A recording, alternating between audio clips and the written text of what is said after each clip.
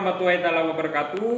Perkenalkan, saya Muhammad Tazam, guru pendidikan Pancasila dan Kewarganegaraan di Sekolah Menengah Kejuruan Nurul Islam Karangcempaka Buluto Sumeneb.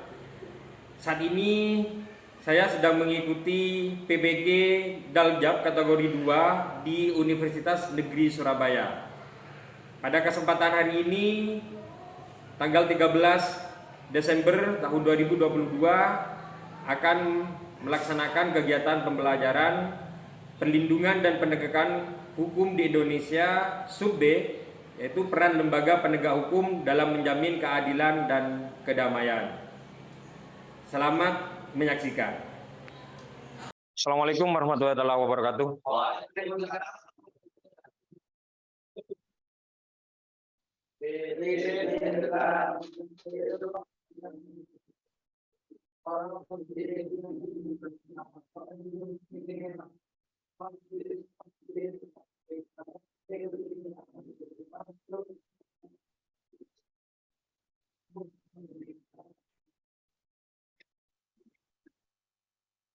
Gimana kabarnya anak-anakku sekalian? Sehat ya? Ada yang sakit? Tidak ada. Baik. Bapak, tadi piketnya siapa tadi? Oh, wah luar biasa. Kelasnya sudah rapi, bagus. Yang seperti ini yang kami harapkan. Kalau ada sampah di bawah bangkunya, mohon diambil itu, dipunguti lagi. Kasihan yang piket, sudah bagus kayak gini. Ya. Baik. Selanjutnya Bapak absen dulu. Didik Budianto. Hadir. Habib. Muhammad Zaki. Muhammad Hendrianto. Nahluddin. Adinata. Rahmat Sarif. Yang tidak hadir hanya Hasifun Jazil ya. Kebetulan yang bersangkutan saat ini sakit. Baik, selanjutnya anak-anakku sekalian, marilah kita melakukan ice breaking dulu, ya. Melakukan ice breaking dulu. Kenapa? Karena sekarang ini sudah masuk di jam terakhir, betul? Biasanya di jam terakhir ini adalah jam-jam yang rawan, ya kan? Rawan apa? Rawan ngantuk dan lainnya. Baik, supaya kita tetap semangat, supaya kita tetap energik, pembelajaran kita berjalan dengan lancar dan efektif, marilah kita menyanyikan lagu Indonesia Raya terlebih dahulu. Yang mana lagu Indonesia Raya ini adalah lagu kewajiban bangsa Indonesia. Sehingga kalau misalkan ada yang tidak hafal dengan lagu Indonesia, ini sungguh sangat disayangkan. Hafal semuanya kan? Mantap. Baik.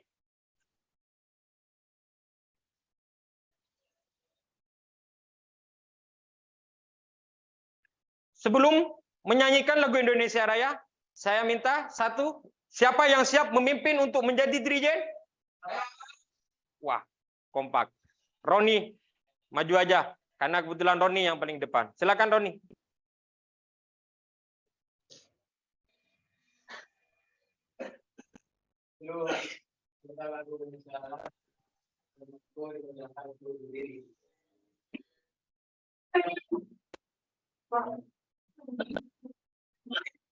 Indonesia Raya, merdeka, merdeka, negeriku yang ku cinta. Indonesia merdeka, merdeka, hiduplah Indonesia Raya.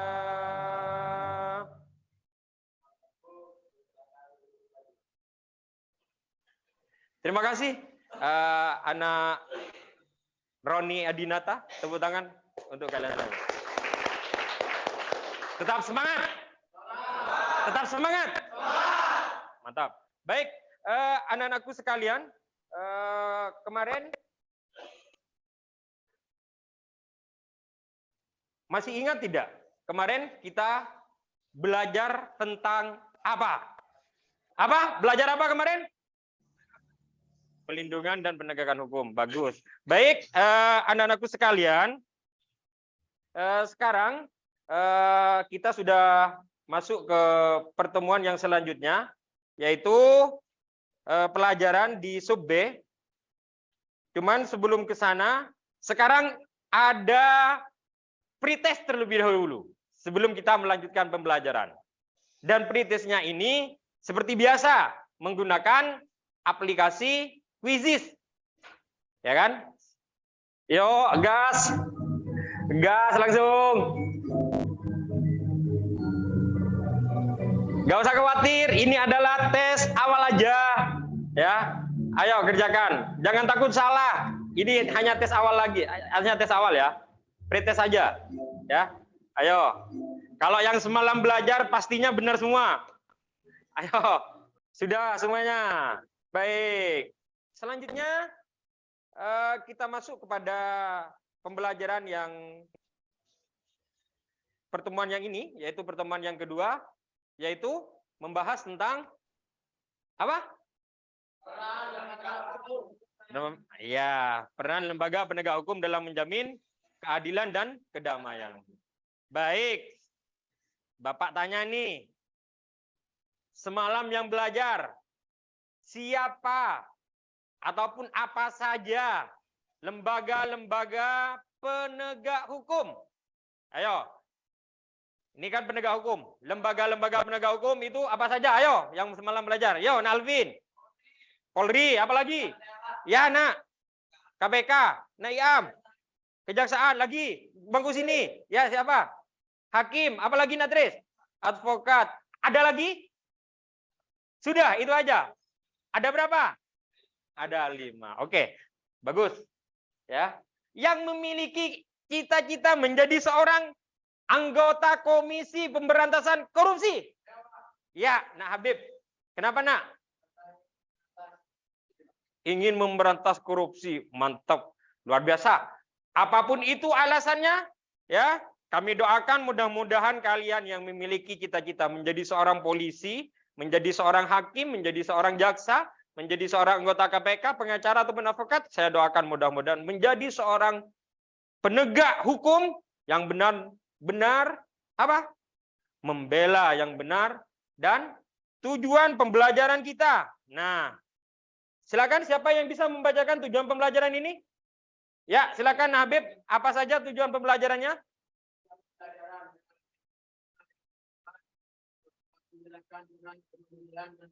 Kehakiman dalam menjamin keadilan dan kedamaian dengan benar. Melalui diskusi dapat mengurangi peran hakim sebagai pelaksana kekuasaan kehakiman, peran advokat, serta peran KPK dalam menjamin keadilan dan kedamaian. Melalui diskusi dapat menganalisis kinerja kepolisian, kejaksaan, hakim, advokat, dan KPK dalam menjamin keadilan dan kedamaian. Jadi ini adalah tujuan pembelajaran kita yang akan kita capai pada kesempatan kali ini, anak-anakku sekalian. Ya, nah, supaya semakin bagus, mantap, anak-anakku sekalian,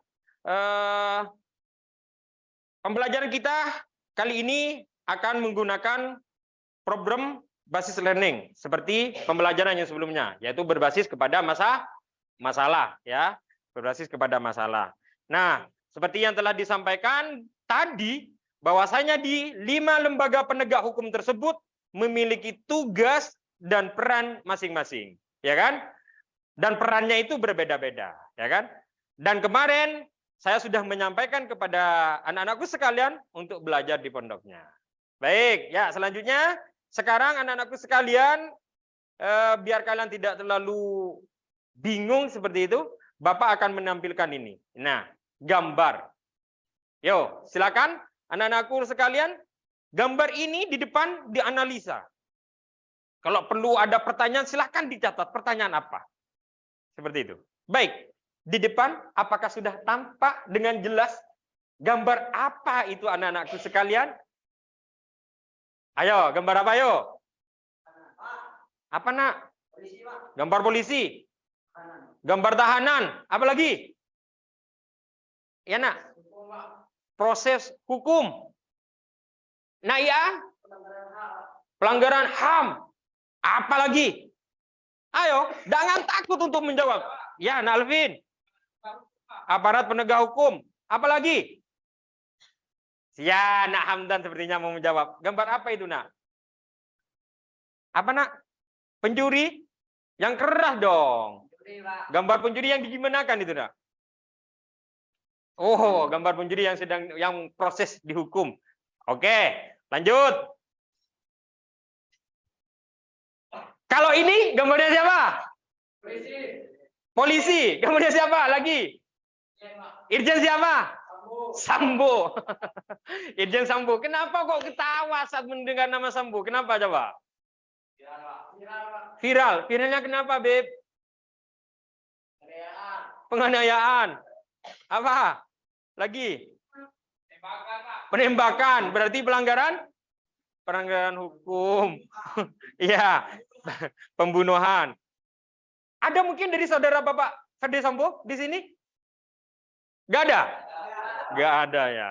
Oke. Tadi siapa yang memiliki cita-cita menjadi seorang polisi? Zaki ya? Oke. Jangan sampai kendor. Meskipun cita-citanya menjadi polisi, jangan sampai kendor melihat kasusnya Ferdi Sambo ini. Kenapa? Karena ini hanya sebagian saja. Baik, lanjut. Gambar yang selanjutnya. Nah, kalau ini gambarnya siapa? Ayo. Hakim. Pengacara. Apa lagi? Gambarnya siapa? Ayo. Masa iya? Ayo, lupa. Gambarnya siapa? Pernah melihat, tapi lupa namanya. Lihatnya di mana, Nak? Di televisi, di koran. Ya, lagi di mana? Artijo Alkostar. Lagi, siapa? Nah, sepertinya mau menjawab. Siapa, Nak Hendri? Hakim. Hakim tapi lupa namanya. Oke, mantap. Luar biasa. Tepuk tangan yang meriah untuk kita semuanya. Hakim tapi lupa namanya. Oke, pocur bener. Ya, oke. Baik, selanjutnya anak-anakku sekalian, silakan itu dicatat gambar-gambarnya, gambar apa. Kalau ada masalah juga dicatat. Kira-kira apa seperti itu. Nanti dituangkan dalam bukunya kalian. Nah, selanjutnya anak-anakku sekalian, Bapak akan memperlihatkan kalian sebuah video, ya. Sebuah video di mana video ini adalah berkenaan dengan yang barusan anak-anakku sekalian sebutkan, yaitu Artijo Alkostar. Siapa sebenarnya Artijo Alkostar itu? Biar tidak bingung, silakan diperhatikan video berikut ini.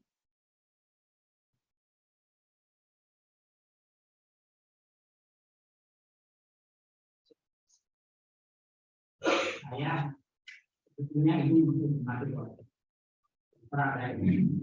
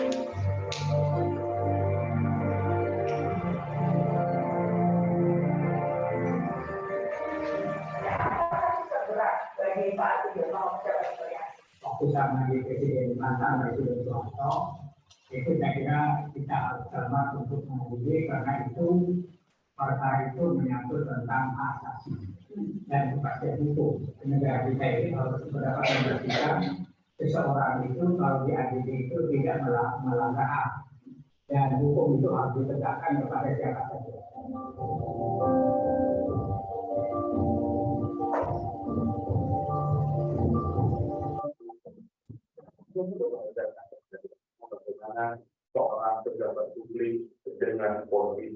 penting tema aku dan beliau menjadi sebagai ketua pidana dan memperlihatkan bagaimana sebenarnya pola hidup sederhana yang menjadi salah satu kunci untuk menegakkan integritas dan keberpihakan terhadap pemberantasan korupsi.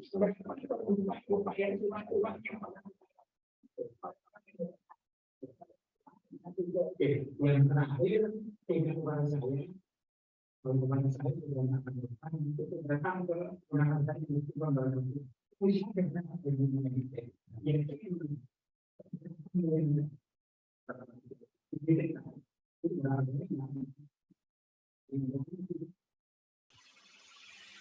Nah, sudah ya.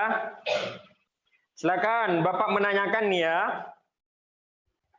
Dari gambar barusan dan juga video yang telah anak-anakku sekalian saksikan, kira-kira apa yang kalian dapatkan dari video dan juga gambar itu? Siap?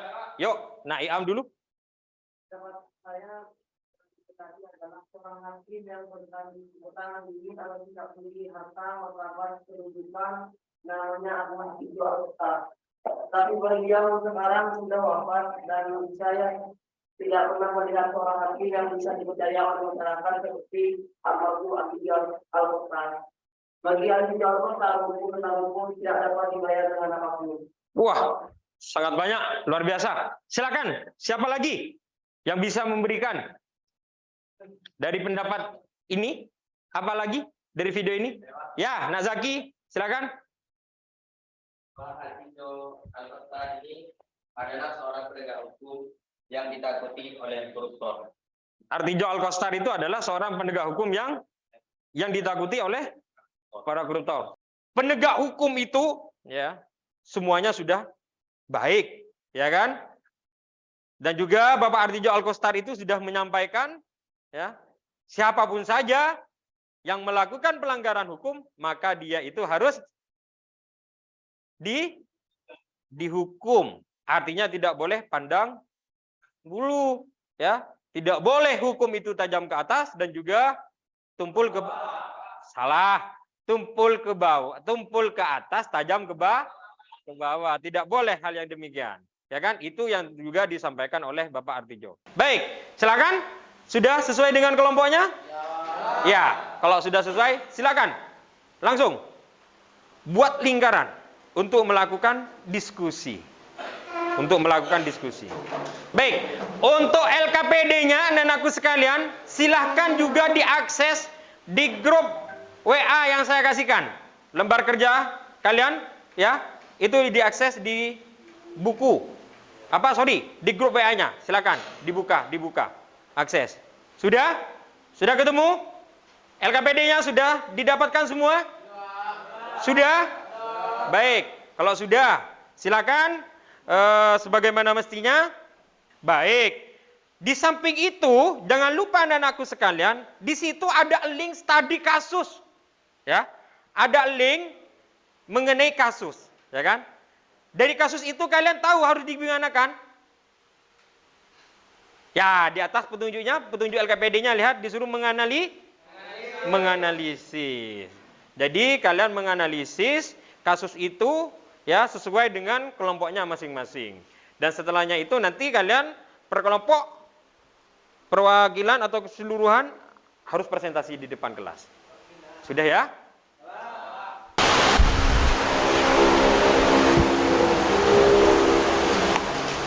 Kenapa? Ada masalah? Silakan. Itu jangan lupa ya. Nanti hasil ininya, presentasinya kalian harus menggunakan PowerPoint. Ya. Pakai PPT di laptopnya itu. Ya. Pakai PowerPoint. Pakai PowerPoint-nya itu.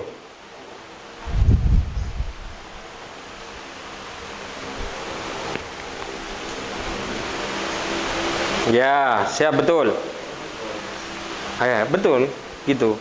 Ada yang mengerjakan PowerPoint-nya, Ada yang menyimpulkan, tapi diskusi dulu kah? Itu kan mengenai kasusnya itu. Ya. Silakan. Anak di sini PPT-nya pakai apa, Nak? Menggunakan apa PPT-nya? Bukan HP, Pak. Pakai HP? Bisa. Kenapa nggak pakai laptopnya? Karena ada punya laptop. Oh, ya sudah nggak apa-apa pakai HP-nya. Kalau misalkan mau menggunakan punya bapak di depan nggak apa-apa. PPT-nya. Nggak bisa pakai HP. Bisa. Oke, kalau bisa. Kenapa?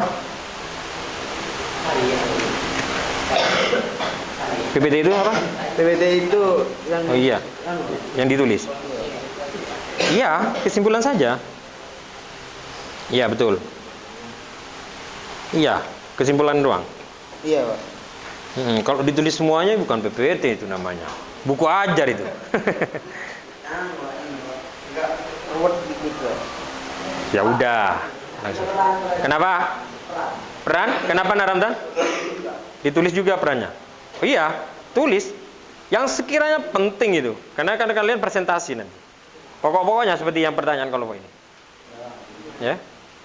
Langsung ada yang ini diskusi, terutama yang tadi kasusnya itu, terus kemudian ada yang menjadi notulennya, menjawab di notulennya itu langsung ke PowerPoint-nya. Biar nanti ketika presentasi langsung kelar dengan PowerPoint-nya. Gitu. Ya.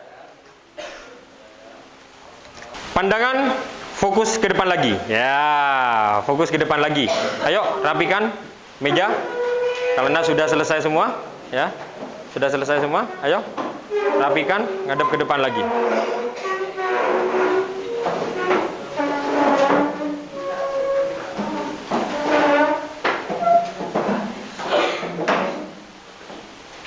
Nah, baik, karena masih ada sisa waktu dari hasil diskusi kalian, maka sekarang kita melakukan ice breaking dulu karena saya melihat ada yang sudah ngantuk ini, ya. Kita ice breaking dulu. Silakan semuanya berdiri. Semuanya berdiri. Kita sekarang ini masih masuk momen-momen di tanggal 28 Oktober, yaitu kita kenal dengan Hari Sumpah Pemuda. Dan sekarang ini kita sebagai pemuda Indonesia saatnya mengulang kembali apa yang telah pemuda-pemuda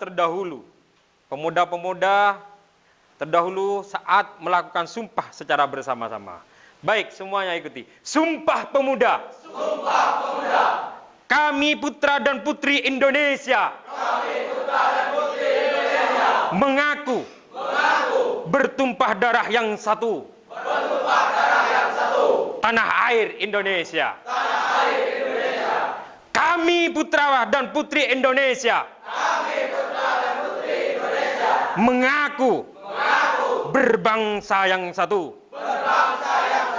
Bangsa Indonesia. Bangsa Indonesia. Kami putra dan putri Indonesia. Kami putra dan putri Indonesia. Menjunjung bahasa persatuan. Menjunjung bahasa persatuan. Bahasa Indonesia. Bahasa Indonesia. Tepuk tangan untuk kita semuanya. Silakan duduk. Nah, itu sebagai ice breaking kita sebelum kita melakukan presentasi. Baik, silakan. Seperti biasanya kita harus tertib, ya kan? Prosedural. Ayo, silakan. Maju ke depan.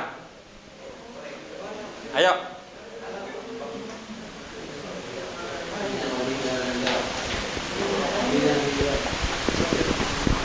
Ini nak dulu nak. Saya dulu.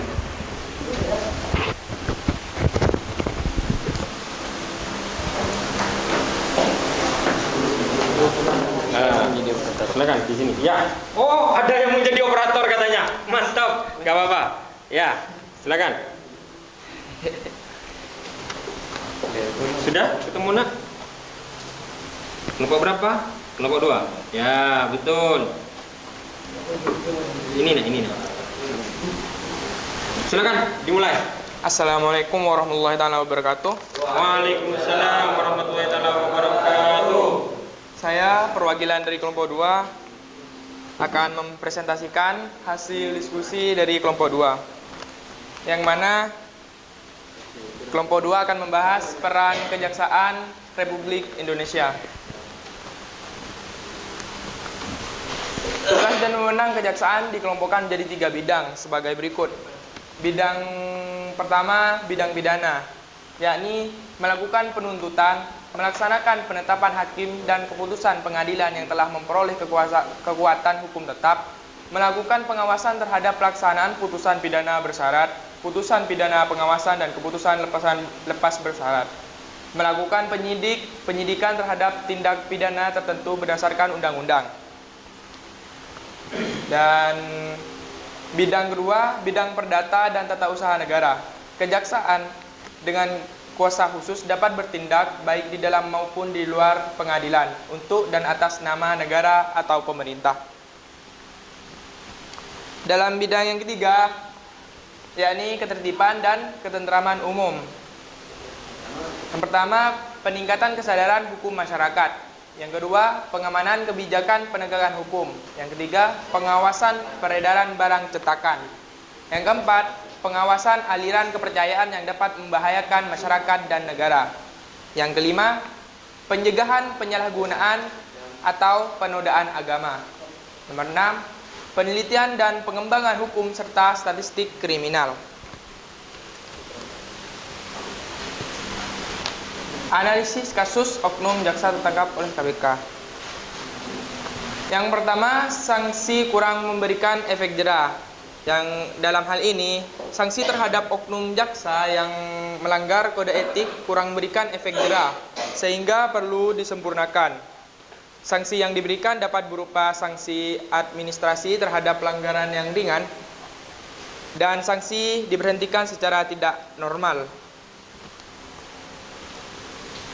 Serta kurang tegas menindak oknum jaksa yang melakukan pelanggaran. Yang kedua, pengawasan yang masih lemah. Ya, pengawasan terhadap tugas jaksa sebagai penuntut umum yang dilakukan setiap kepala masing-masing divisi dalam pelaksanaannya kurang efektif karena masih terdapat oknum jaksa yang melanggar kode etik jaksa. Yang ketiga, mengedepankan urusan pribadi. Ya, karena jaksa menggunakan jabatan untuk urusan pribadi, ya hanya urusan duniawi. Yang keempat, lemahnya dasar agama.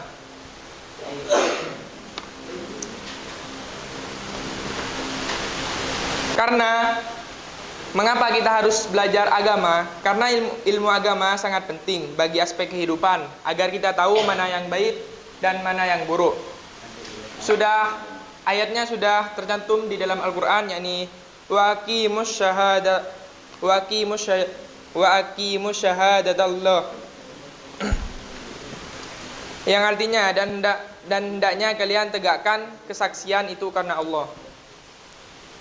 Mungkin hanya itu yang dapat kami sampaikan. Mungkin ada pertanyaan dari teman-teman.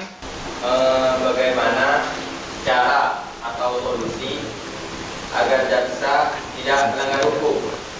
Terus gimana? Jawabannya katanya, solusinya apa? Ya, memperkuat sanksi yang ada, Pak. Oh, berarti kebalikan dari ini? Iya, Pak. Lebih menegaskan sanksi yang ada agar jaksa yang melanggar itu mendapatkan efek jera. Oke, baik. Ada yang mau jawab lagi? Membantu dari pertanyaan Saudara Zaki untuk kelompok 2? Silakan. Gak ada? Oh iya. Sudah ya? Jadi kalau menurut Saudara Alvin dan teman-teman, ini kan analisisnya, ya kan?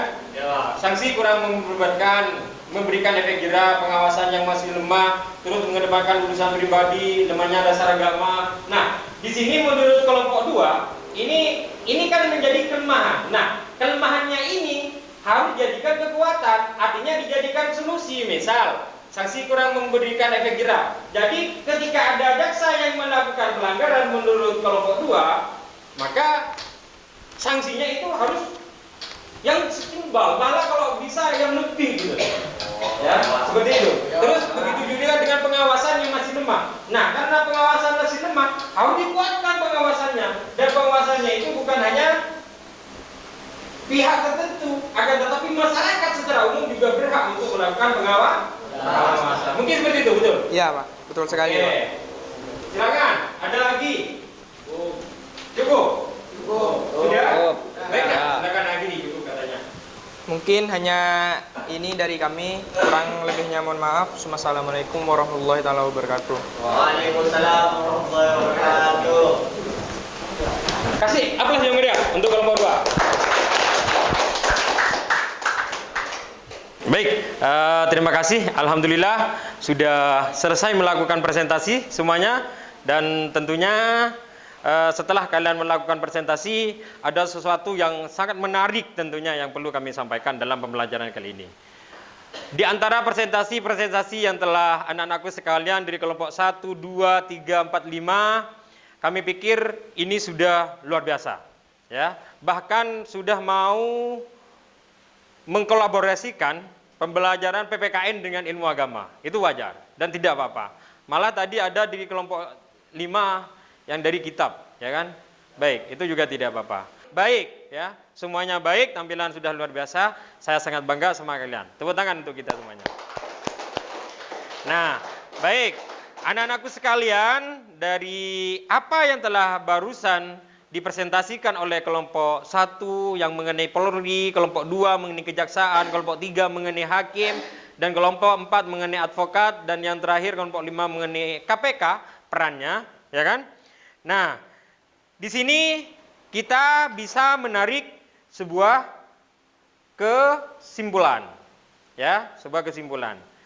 Nah, yang mana kesimpulannya dalam hal ini kita sudah mempelajari secara bersama-sama bahwasanya lembaga penegak hukum, ya, lembaga penegak hukum itu ada berapa? 5. Ada 5, ya kan? Apa saja itu? Kapolri. Ada Kapolri, terus advokat, terus ya. Nah, itu adalah lembaga penegak hukum yang ada di Indonesia. Nah, di antara kesekian itu, kelima itu memiliki tugas yang berbeda-beda, ya kan? Semuanya memiliki tugas dan semuanya di antara mereka juga memiliki wewenang. Seperti itu, ya. Paham? Baik, kalau sudah paham, ada pertanyaan untuk saya? Ayo, silakan.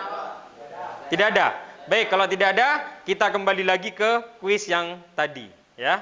Kembali lagi ke kuis. Silakan HP dan laptopnya dibuka lagi, ya. Saya akan kirim ke kalian linknya di grup WA. Oke. Saya mulai ya. Ya, Pak.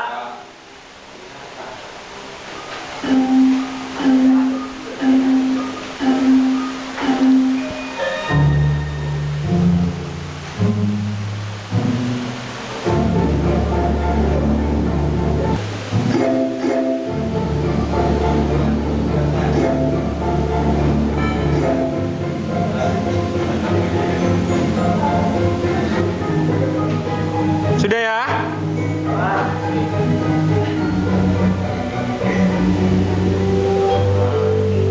Ya, inilah para winnernya. Tepuk tangan untuk juara 1 Alvin, yang kedua Alister. Siapa ini? Zaki ya? Kelompok yang terus yang ketiga? Siapa tadi yang ketiga? Ya, Adinata. Nah, untuk ketiga anak tersebut nanti bisa ketemu saya, hadiahnya bisa diambil di saya, ya. Baik, anak-anakku sekalian, pembelajaran kita sudah selesai. Itu silakan, saya sudah share juga di link melalui Google Form di grup WA. Itu tugas individu kegiatan 2. Ya, kalau tadi yang sudah mendownload LKPD yang pertama kegiatan 1 itu ada di bawahnya kegiatan 2. Itu adalah tugas kalian individu, bukan kelompok lagi. Kalau tadi per kelompok dan yang ini itu individu, ya, individu, ya. Itu kalian kerjakan di pondoknya dan dikumpulkan minggu depan di pertemuan yang selanjutnya. Baik, untuk selanjutnya saya tanyakan kepada kalian, kita akan refleksi bagaimana perasaan kalian saat mengikuti pelajaran saat ini. Seru, senang, apa lagi? Gembira. Apa yang kalian dapatkan dari ini? Banyak, apa lagi? Apa itu yang banyak? Ya, tugas. Ya, penegak hukum. Terus, apa lagi? Tugasnya, ya, apa lagi? Oh, bisa menjadi pengacara yang awalnya tidak ada yang ingin jadi pengacara, sekarang sudah ada yang ingin jadi advokat. Bagus, luar biasa.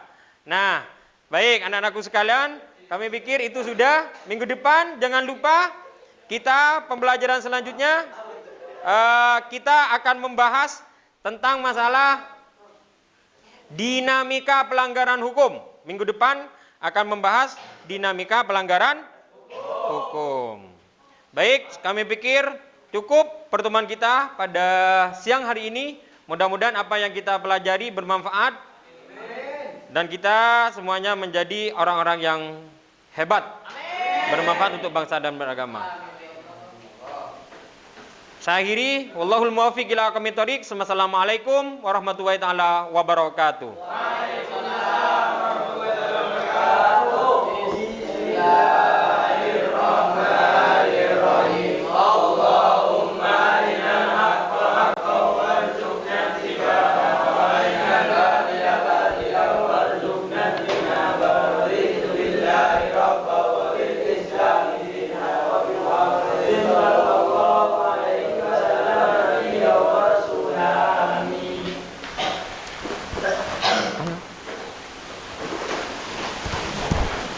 Ingat ya, pesan saya di pondoknya jangan sampai ada yang tidur setelah subuh, gak boleh itu. Pagi tidur setelah subuh gak boleh. Itu yang menyebabkan kalian biasanya cepat sakit.